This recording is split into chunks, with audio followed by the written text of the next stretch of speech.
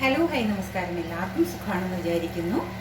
ഇന്ന് നമ്മൾ ഉണ്ടാക്കുന്നത് കുട്ടികളുടെയൊക്കെ ലഞ്ച് ബോക്സിൽ കൊടുത്തു വിടാൻ പറ്റിയും അല്ലെങ്കിൽ ബ്രേക്ക്ഫാസ്റ്റ് ആയിട്ട് കഴിക്കാൻ പറ്റിയും ഒരു വൈറ്റ് സോസ് പാസ്തയാണ്. നമുക്ക് ഇതെങ്ങനെയാണ് ഉണ്ടാക്കുന്നത് നോക്കിയാലോ. നേരെ പോകാം വീഡിയോയിലേക്ക്. ഈ പാസ്ത ഉണ്ടാക്കാൻ വേണ്ടിയിട്ട് ഞാൻ എൽബോ ഷേപ്പിലുള്ള പാസ്തയാണ്. ഏത് ഷേപ്പിലുള്ള പാസ്ത എടുത്താലും കുഴപ്പമില്ല. ഞാനിപ്പോൾ എടുത്തിട്ടുള്ള എൽബോ ഷേപ്പിലുള്ള പാസ്തയാണ് കേട്ടോ. ഇത് 1 കപ്പ് പാസ്ത എടുത്തിട്ടുണ്ട് കേട്ടോ. ഈ പാസ്ത നമുക്ക് ഇതൊന്ന് വേവിക്കണം. വേകാനായിട്ട് അധികം വേവൊന്നുമില്ല.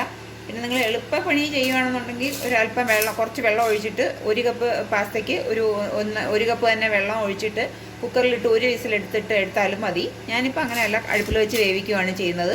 1 കപ്പ് പാസ്തയ്ക്ക് ഒരു 3 കപ്പോളം വെള്ളം എടുത്തിട്ട് കുറച്ച് ഉപ്പും ഒരു തുള്ളി എണ്ണയും കൂടി ഒഴിച്ചിട്ട് ഇതിനൊന്ന് വേവിക്കും. ഒരു 10-15 ഇരുന്ന് വേകണം. പാസ്തയിലേക്ക് ഞാൻ ഇരട്ടി വെള്ളം ഒഴിച്ച് 1 ടേബിൾ സ്പൂൺ ഓയിലും ആവശ്യത്തിന് ഉപ്പും ഇട്ട് വേവിക്കാനായിട്ട് വെച്ചിട്ടുണ്ട്. നന്നായിട്ട് ഒരു 10 മിനിറ്റോളം ഇരുന്ന് വേകണം. എങ്കിലേ പാസ്ത നന്നായിട്ട് വെന്ത് കിട്ടുകയുള്ളൂ. നമുക്കിന്ന് അടച്ചു വെച്ച് കൊടുക്കുമ്പോൾ മുഴുവനായിട്ട് അടച്ചു വെച്ച് കൊടുക്കേണ്ട. ഒരു കുറച്ച് സ്പേസ് ഇട്ട് അടയ്ക്കുക കേട്ടോ, അല്ലെങ്കിൽ വെള്ളം തൂവി പുറത്തു പോകും. ആ പാസ്ത അവിടെ ആകുന്ന നേരത്തെ നമുക്ക് കുറച്ച് പച്ചക്കറികളൊക്കെ ഞാൻ അരിഞ്ഞെടുത്തിട്ടുണ്ട്. ഒരു ചെറിയ സവാള, തീരെ നൈസായിട്ടും അല്ല എന്നാൽ ഒന്ന് അരിഞ്ഞ് വെച്ചിട്ടുണ്ട്. അതുപോലെ തന്നെ ഒരു ചെറിയ പീസ് ക്യാരറ്റ്, ക്യാപ്സിക്കത്തിൻ്റെ അരഭാഗം, ഒരു 3-4 അല്ലി വെളുത്തുള്ളി ചെറുതായിട്ട് അരിഞ്ഞ് വെച്ചിട്ടുണ്ട്. ചോപ്പറിലിട്ട് എല്ലാം ചോപ്പ് ചെയ്തെടുത്താലും മതി കേട്ടോ. ഞാനിപ്പോൾ ഇതെല്ലാം അരിഞ്ഞ് വെച്ചിട്ടുണ്ട്. ഇനി നമുക്ക് പാസ്ത എന്തായാലും നോക്കാം. ഇതിപ്പോൾ ഞാൻ ഓപ്പൺ ചെയ്ത് നോക്കിയിട്ടുണ്ട്. പാസ്തയൊക്കെ വെന്തിട്ടുണ്ടോ ഇല്ലേ എന്നറിയാൻ വേണ്ടിയിട്ട് നമുക്ക് ഈ പാസ്ത ഇങ്ങനെ എടുക്കുക. ഒരു സ്പൂൺ കൊണ്ട് ഇങ്ങനെ കട്ട് ചെയ്യുമ്പോൾ 2ആയിട്ട് കട്ടാവണം കേട്ടോ. അപ്പോൾ പാസ്ത കറക്റ്റായിട്ട് വെന്തിട്ടുണ്ടെന്നാണ് അതിനർത്ഥം. ഇനി ഇതിനെ നമുക്ക് ഒന്ന് ഊറ്റിയൊന്ന് വയ്ക്കാം. ഒരു ഹോൾസ് ഉള്ള പാത്രത്തിലോട്ട് ഊറ്റി മാറ്റി വെക്കാം. അടുത്ത വേറൊരു പാൻ ഞാൻ അടുപ്പത്ത് വെച്ചിട്ടുണ്ട്. നമുക്ക് ഈ വെജിറ്റബിൾസ് ഒക്കെ ഒന്ന് സോഫ്റ്റ് ആക്കി എടുക്കണം. ഒന്ന് എണ്ണയിലിട്ട് ഒന്ന് വഴറ്റി എടുക്കണം. ഒരുപാട് അങ്ങ് വഴണ്ട് പോകണ്ട. ഒരു 1-1.5 ടേബിൾ സ്പൂണോ ഓയിൽ ഒഴിച്ച് കൊടുക്കുക കേട്ടോ.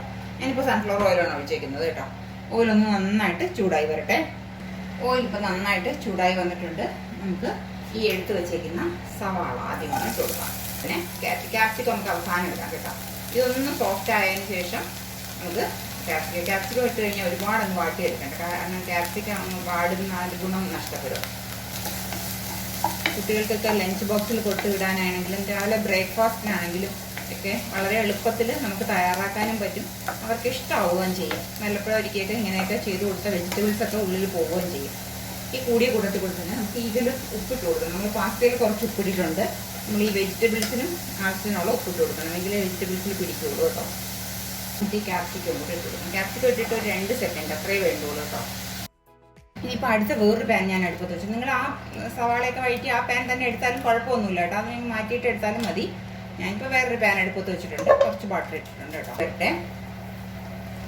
ഇനി ഒരു കാര്യം ചെയ്യുക. ബട്ടർ ഒന്ന് മെൽറ്റ് ആയതിനു ശേഷം നമ്മുടെ തീയുടെ ഫ്ലെയിം അങ്ങ് തീരെ കുറച്ച് വെച്ച് കൊടുക്കുക കേട്ടോ. നന്നായിട്ട് ബട്ടർ മെൽറ്റ് ആയിട്ടുണ്ട്. ഇനി നമ്മൾ ഈ എടുത്ത് വെച്ചേക്കുന്ന വെളുത്തുള്ളി ജസ്റ്റ് ഒന്ന് അതിൻ്റെ ആ ഒരു പച്ചപ്പങ്ങ് മാറണം എന്ന് പറഞ്ഞിട്ട് കളറൊന്ന് മാറണ്ട കേട്ടോ. ആ പച്ച ചൊവയൊന്ന് മാറണം, അതേ വേണ്ടു കേട്ടോ.